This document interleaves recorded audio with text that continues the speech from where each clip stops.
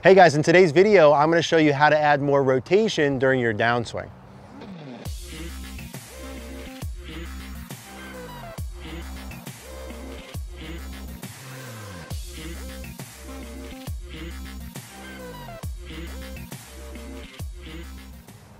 Hey guys, just want to tell you a little bit about what you're about to see here in this video. This is part 2 of my in-person lesson with Ravi, and we're talking here about how to add more rotation during your downswing. So you'll see some feedback drills we did and why we need to add more rotation during our downswing to help improve our contact. Hope you guys enjoy the lesson. When you do your follow-through pieces, the more that you rotate everything would be easier, but specifically the more you rotate your chest and shoulders. So if I go to the top here, the sooner that I get my chest, shoulders, and everything opening to the target on the way down, the easier it is for me to get my hands and club back in front. Okay. If we go down and we go this way, and I stay too far inside, we're gonna have issues with that. Yeah. So from the top, in an effort to miss that, the more you feel like you open, chest, shoulders, sooner would be good. And also hand path-wise, especially the heel shots. The more your hands during the downswing start to work to the right, and around you, almost like you're ripping the grip to the right, as well is going to get what? If I rip the grip to the right, the shaft's going to go tip out this way. You're back here to the point where like you're not going to it's not going to actually be steep, but it's feeling rotation, feeling the hand path working right in combination with that as you go back. So your thoughts here as a foundation would be hit my thigh, open and to the left, or for you to the right. Hit my thigh, open and to my left. That's basically what the pattern we're putting together. We're gonna do 1 or 2 without a ball, and then we're gonna do 1 or 2 with. And change that pattern. Nice and slow with that, because this is gonna be in your way. So hands in halfway back. Yes, sir, good. Now, if this is set up properly, that should feel like you're doing something to miss that coming down. If it's not, tell me, because I got to make it harder. It might be a little too far, so I'll move back a little. Okay. To get closer. Hands in, going back. Open. Good. That's about this far away. Yep. That feel different coming down or no? It's okay if it doesn't. I'm just going to exaggerate. Yeah, okay, not good. Really. That's good. I'm glad you said that. Because now we're going to exaggerate 1 or 2 so you can feel it. Because the goal isn't for you to not be able to feel it. The goal is exaggeration.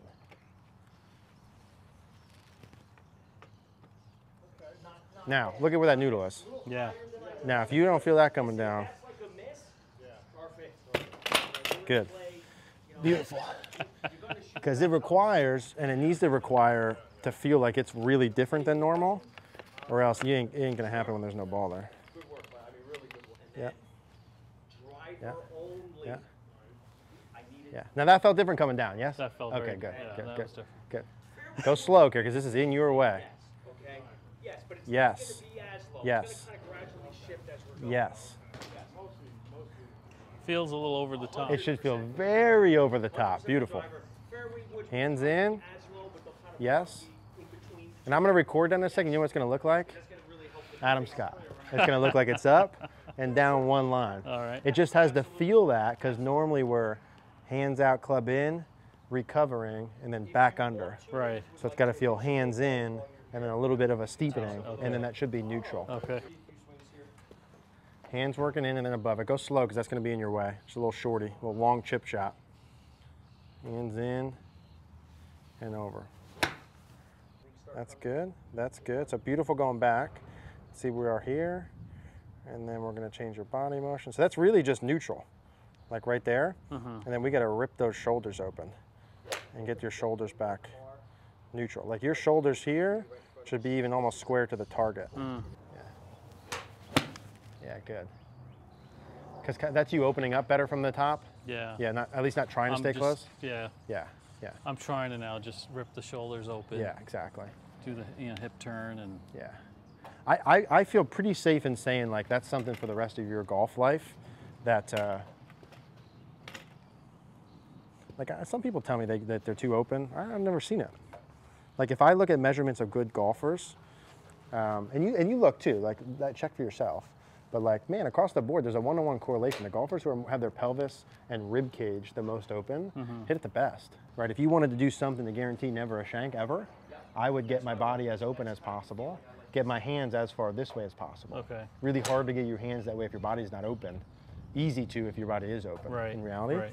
And I would also kind of hedge that with something along these lines on the way through, and feels that we can correlate onto the course. So just like that practice station option we have behind, I would put something like this in front that would dictate your follow-through path, which would be you getting your hands and arms working more this way. So I'd put this in front of us about like so. The goal is the same as the way back, which is for you to miss this. Now, if you take your setup for me, I'll set it up reasonably. How's that look, Mary? Does that look right? That looks pretty good if we had a ball right there. Okay. So if I work here like this, and I said to you, I want you to get the club in your follow through over your heel line, like this, over this line. And no backswing, you just went right from here to there.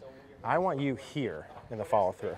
Oh, okay. So that's about where your club delivery should actually go.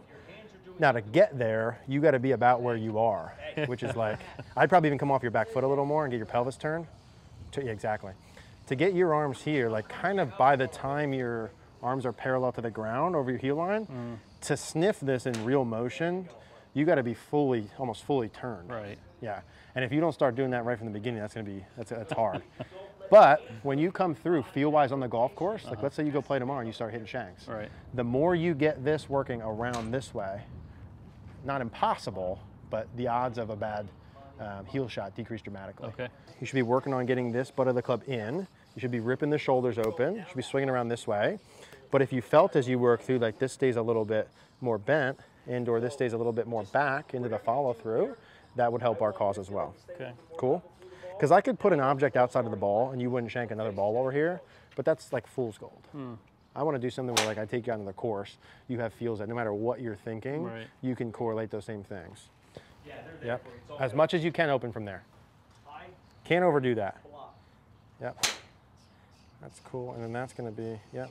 Because that's just neutral right there. Open. Yes, sir. That even looks better. It's going to look better, feel better, and produce better shots. I want to give you one feel for how open your upper body should be from the top. Okay. You just go up to the top and pause for a second. Good. So as we start to work back down, your sensations are going to be like there. Feel how far open that is? Yep. Yeah, do that one more time. This is only a slight exaggeration. Yeah. Yep. This is a slight exaggeration? Just a little bit. Yeah. Now watch this. Watch this. Watch this. Do that again. Do that again. Do that again. I want you to see that. Go do that one more time. Yeah. Now that right there. Let me show you that. Let me show you that. Let me show you that. So there's you feeling the opening. Now who does that look like? Yeah, it looks pretty. Looks excellent, right? Yeah. It just feels like I'm like wicked open. What a beautiful thing that would be. If you had to name me 3 golfers who are wicked open currently, anyone you know, could be your playing partners, could be famous people. I'll name you the 3 I think of right off the bat. Wicked open. Wicked open. I think Furyk is very open at the bottom. Love it. $100 million. Who else you got? Dustin Johnson's pretty wicked open. Yeah, I think Justin's open. Yeah. And I don't know, maybe Koepka I think is also. Yeah. $100 million, 3 majors, #1 player in the world. I would tell you the people that aren't wicked open would be every single person on this range who's not hitting the ball super well. I think you could open as much as you want, my man. All right, guys, hope you enjoyed this video and this lesson. If you do want to see the full 1-hour lesson with Ravi and all of the other lessons, check out CogornoGolf.com. All of the lessons are on there for our premium members. Hopefully you guys enjoyed this.